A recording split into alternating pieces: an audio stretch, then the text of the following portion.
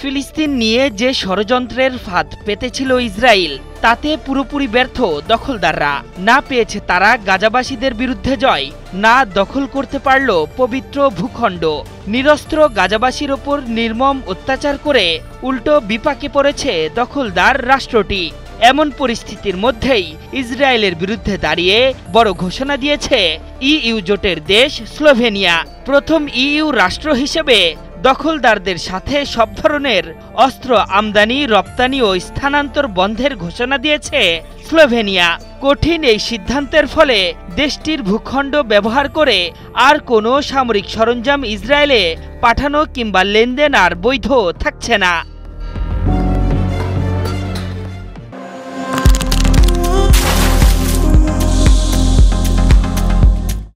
Slovenia সরকারের এক বিবৃতির বরাতে বার্তা সংস্থা রয়টার্স জানিয়েছে, গাজার মানবিক বিপর্যয় ঠেকাতে ইইউ নিজেই কার্যকর কোনো পদক্ষেপ নিতে পারছে না।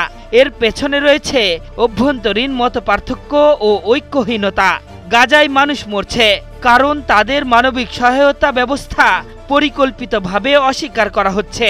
এমন পরিস্থিতিতে প্রত্যেক দায়িত্বশীল রাষ্ট্রের উচিত এগিয়ে আসা, আন্তর্জাতিক আইন ও মানবাধিকার রক্ষায় সাংবিধানিক ও নীতিগতভাবে অটল স্লোভেনিয়া। আর এ কারণেই ইসরায়েলের বিরুদ্ধে এমন পদক্ষেপ নিয়েছে দেশটির সরকার। আগামীতে দখলদার সরকারের বিরুদ্ধে এমন আরও পদক্ষেপ নেওয়ার প্রতিশ্রুতিও জানিয়েছে তারা। স্লোভেনিয়ার এই সিদ্ধান্ত এমন এক সময় এলো যখন ফিলিস্তিনি ইস্যুতে সরব হয়ে নেতানিয়াহু সরকারের ওপর ক্রমশই চাপ বাড়াচ্ছে পশ্চিমা ও ইইউ মিত্ররা।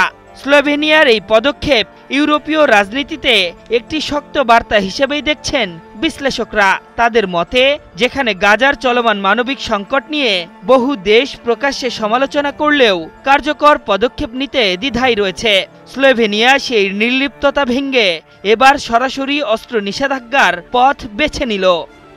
They just had this enormous wish to live a normal, decent life. গত জুলাইয়ে ফিলিস্তিনকে রাষ্ট্র হিসেবে স্বীকৃতি দেওয়ার ঘোষণা দেয় ফ্রান্স। তাদের সেই সিদ্ধান্তে ফিলিস্তিনি ইস্যুতে বদলে যেতে শুরু করেছে পশ্চিমাদের মত। এরপর একে একে যুক্তরাজ্য, কানাডা এবং পর্তুগালের মতো দেশ আগামী সেপ্টেম্বরে ফিলিস্তিনকে রাষ্ট্রের মর্যাদা দেওয়ার ঘোষণা দিয়েছে।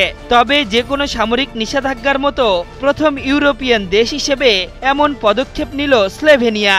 এর আগে অবশ্য গাজায় যুদ্ধ উস্কে দেওয়ার অভিযোগে ইসরায়েলের অতি ডানপন্থী দুই মন্ত্রীর ওপর নিষেধাজ্ঞা জারি করে নেদারল্যান্ড সরকার।